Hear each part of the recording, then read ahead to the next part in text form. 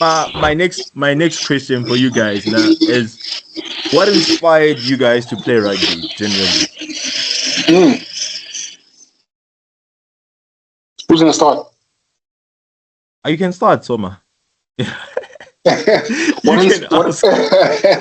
What inspired me, dude, was my brother. The fact that he played rugby, I looked up to him playing rugby. The fact that he was so successful, he was such a hero in my eyes, man, and I just wanted to be just like him. So the fact that I continue training, I think I'm still living through what he created.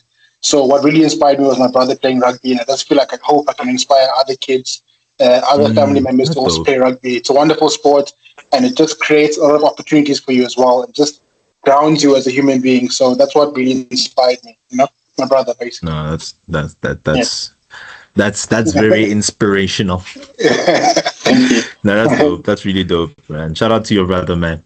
You're one of the good props I know. Yeah, no, LLOYD, what do you think?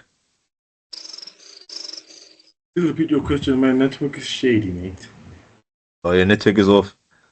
My question was like, what inspired you to play rugby? What inspires me to play ragas? What inspired? I guess you're already playing right now. Is that your question? Yeah. So what inspired you? Say it again. What inspired you to play? Yeah, to play rugby. From a young age, growing up not knowing the world, and then all of a sudden there's this thing that you're playing that's making you travel, and it's fun, and you're good at it. Thanks. I mean, it has taken me to places I probably wouldn't take myself anytime soon, even right now. It's still taking me places I never thought I would ever take myself, or I would ever actually, go. So, you see what I'm So you say, about? yeah. So you're saying basically, it just opened like a lot of doors in terms of your personal interests. I think personally as well, it has. Growing up in the townships as well, it has taken me away from, a lot of negative things when it comes to what Kasi people do back here in such your crimes, those type of things. So yeah, it's a savior as well in terms of getting my head right. Focusing on the correct things and knowing what's right and knowing what's not, right. So I think rugby, should say, it made me who I am really today, and how I see a few things in life. It taught me life as well. You don't just give up on things. You just keep on pushing. There's setbacks, there's bad games, there's good days. You just continue pushing. No, that's true. And Joseph, you don't look like you're in a position to speak. No, I am. It's spooky. Yeah, sorry, man. But like, what inspired you to play? Yeah. For me, I grew up in a household where it was only sport oriented, So, during my primary days, I used to be a soccer player. Very good at that, actually, surprisingly. But moving from Pakistan coming to Pretoria, I gained a lot of weight, and my dad introduced me to this thing called rugby. So for me, it was between rugby and boxing because I've always been an angry child. And I've just always been an angry kid, man. So I needed a sport that physical sport that was forced to take that anger out. You know what I mean? So with boxing, unfortunately, I don't like being hit. So I haven't did that. Yeah. And then I met rugby. I met rugby, and look, man, it just paved the way for me, bro. Most of my friends that are in my life right now, that are friends I'm gonna keep for until forever, bro. It's just I met through rugby. You get what I mean? Most of my connections that I have currently are mostly rugby. So it has defined me also as a person, and it has helped me to build my own character in the world that I once thought was against me. You know what I mean? So, and it has helped me to build responsibility, because one thing I've heard that the sport, bro, if you're not gonna take responsible for your actions, hey man, it's not gonna be good to you. Nah, Yeah, 100%. Nah, yeah, yeah. 100%. That means that as well. All right, all right. So, coach, what inspired you to actually go into the coaching spaces? Because if I get my facts right, you started coaching two seasons ago. Yeah, 2 seasons ago. You were a first team player at Grizzlies, and you decided to go for to pursue your coaching endeavors. So, what inspired you to actually go down that route? Oh, first thing, man, yeah, like we all been saying here, we all been saying the same thing. Like, rugby is just, man, it's part of life. It's a lifestyle, right? And since I got injured, I remember it first happened in 2016 when I first had my first operation. Then 2017, I did a bit of coaching. That was my first time I went back home, back to Brown Spirit, and went back to my old school. Then there's like, no, what, you can still come help the young kids and just teach them what you've learned from wherever you've played. And just working with the kids and just trying to, that's when I actually understood, like, no, what, I can actually have a lot more to give you to the next generation of players that's actually out there. And 2 years back, after I had another injury, that I just decided, what, I'm now officially done.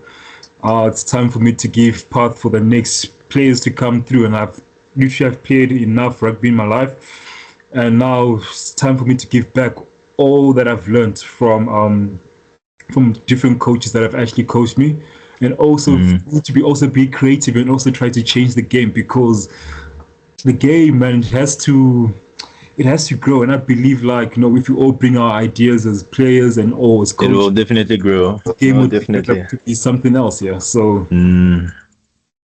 just want to see that grow. Nah, I hear you. So on a lighter note, gents, are there any funny or unexpected moments that happened during preseason, this past 2 weeks actually, that you'd like to share? Or you don't want to name drop? Because I know a few. What's the few that you know? Tell us. Nah, I just seen people cheating when we are running shuttles. It's funny to me, but it's wrong, gentlemen. I mean, if coach says we're gonna do a Bronco, dude, why would you run only at 20 and go to the 60 mark, bro? Yeah. It will mean something else, because that time I'm dead, bro, and I'm trying to drag myself, and I know I'm pacing myself with this bro here, and now I know we're supposed to turn here. I turn, he continues. What do you mean? I won't mention any names, right?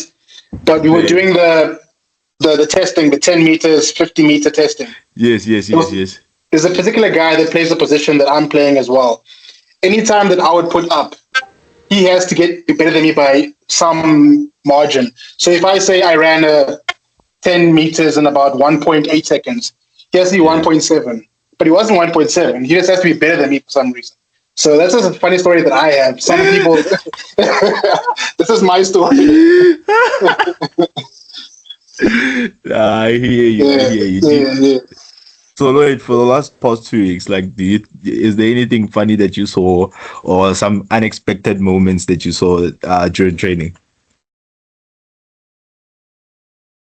I think his network is a bit off. Coachy, would you take over while their network is still loading? Well, are there any funny moments or unexpected moments from preseason that occurred that you'd want to talk about? Can share? The most funnest moments is especially like when you guys were done having the first block of fitness. Then I came and told the gents, like, XA, we're now going to do burpees or something, or bear crow.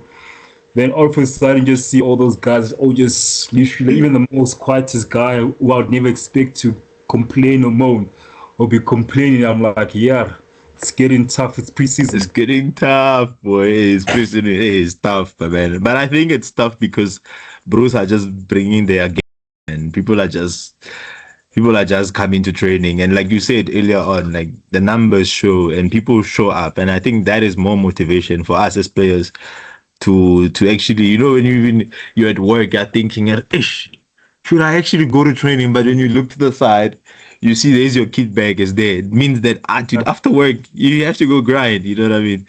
So I think it's a good thing. Joseph, what do you think? Is there any funny moments that you saw, or any unexpected moments that happened during preseason training? I think for me, the most funniest moment so far was with Coach Martin staring at me during the gym session because I remember I was supposed to be doing ruck census and then my core was cramping like bad. You know that cramp where like it feels like if your intestines are about to come out. Oh Yeah, yeah. it was one of those cramps. And then I just put my feet down. And here is Coach Martin and Joseph, what the F are you doing? He said, I'm like, just Coach Martin. Who's this now? I've never been so like this like Coach Martin. Like, for me, that was a funny moment because after that, I went to him. I'm like, what's wrong with me? Since then, he said, like, He's on work mode, chief. He's in his preseason grind mode, my man. He's grinding there. Nah. Okay, just That's fit. Sorry. so now I wanna step on toes a bit, all right, for whoever's gonna see this and their players as well. Who do you think is gonna be the dark horse of this season?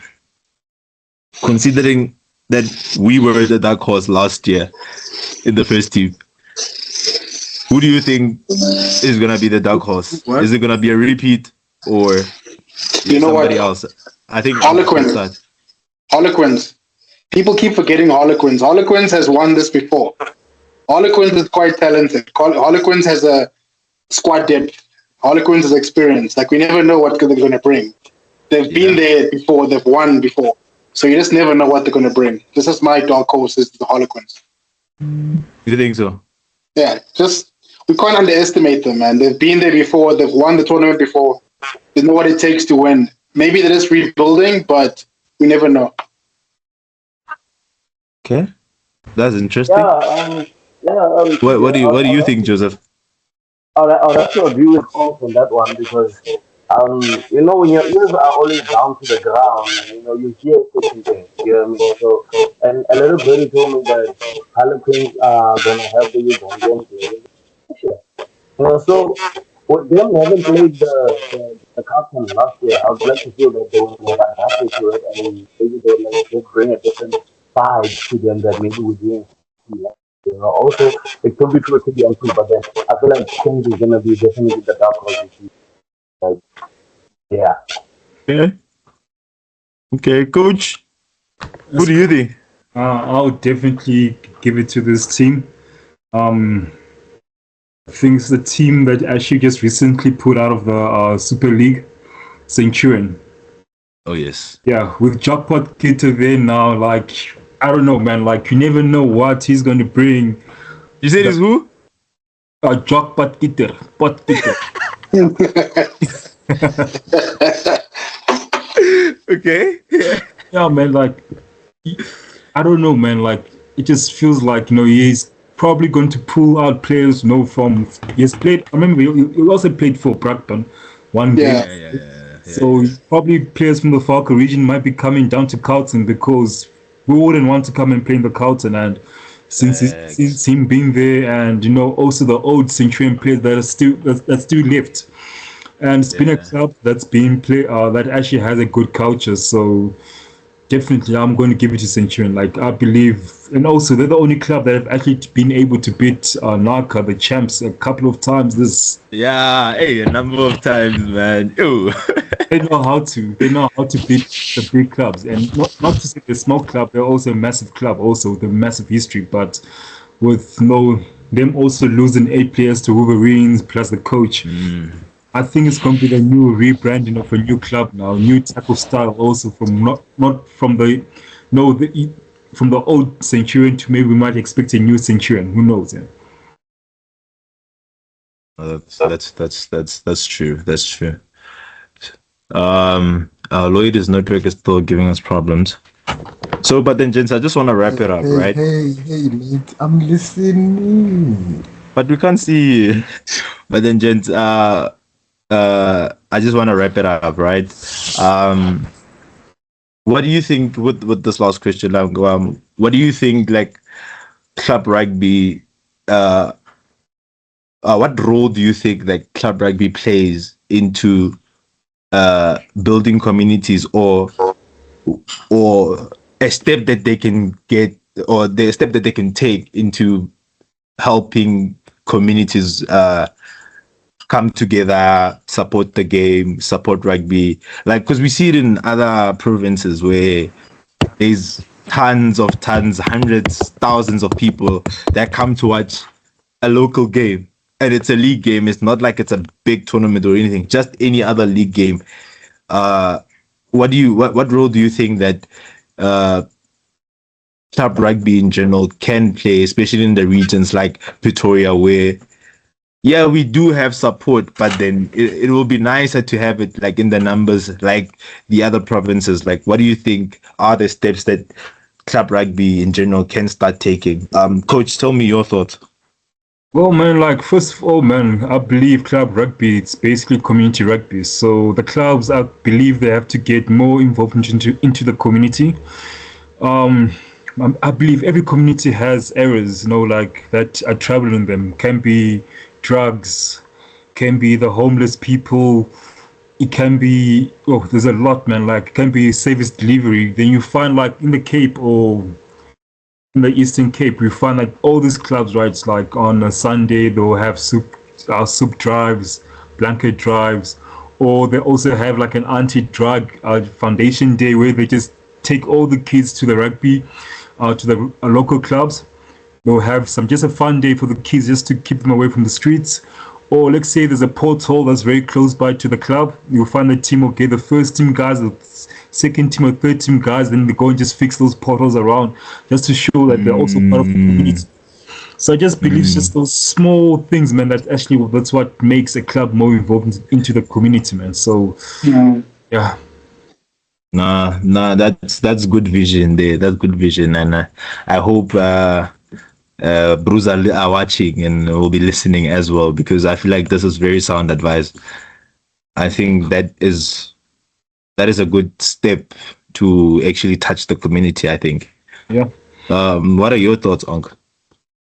Hopefully the clubs like Grizzlies can play more winning rugby and just give more opportunities to homegrown players as well, just to show the people around the area and community that it's possible to become something better. Just give people some hope as well, hopefully. So if you get someone that plays in Pretoria North that eventually makes it to Grizzlies first team, that makes it above as well, hopefully that can just show that, club rugby is still a very strong, solid foundation to help build professional players as well. And they can give people better opportunities throughout the world to earn an income or just to see the world as well, like Lloyd said before. So hopefully, we can play some winning rugby, attract local players, and hopefully just show them that there's a lot to be done through growing club rugby. That's my opinion. Yeah. That's valid. That's valid. Joseph, what do you think? What do you think club rugby should do to touch the community, like the other guys were saying? For me, it's quite simple. I'm gonna use Grizzlies as an example. We have the privilege of having two schools within their vicinity who are playing medium school league. So they play against your teams like your Acer, your what do you call it? Your Farkop, Wonderworm. The team most suitable names. You know what I mean? So the easiest way for me to get the community involved, the community around this area is involved in school rugby. So whenever the schools are having games, get the first team guys or even the second team guys, nobody has to know. But just get members of the team, go there, support the team, actually have the group banner there, and just offer more insights to boys there about Carlton and what Carlton really is. I bet you $1,000, 70% of people that stay in this area, they don't know the significance of Carlton League.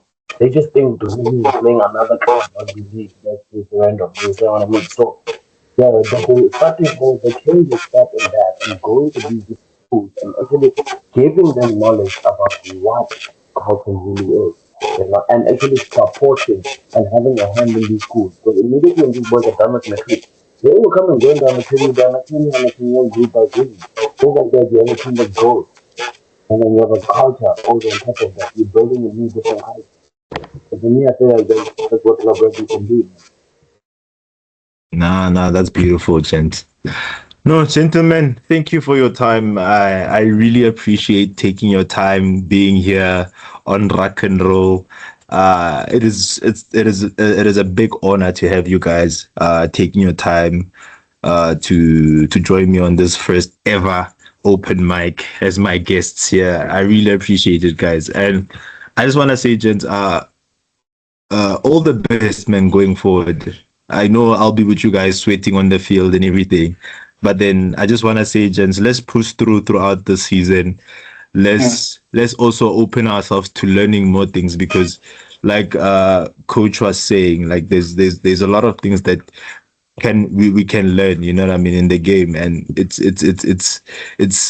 the game always grows. The game always grows, so you can never be bigger than the game. You know what I mean?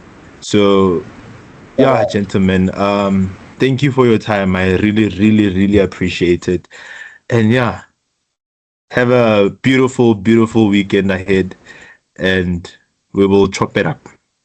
Thanks for inviting us. Thank you, TJ. Thank you, gentlemen. Yeah, 5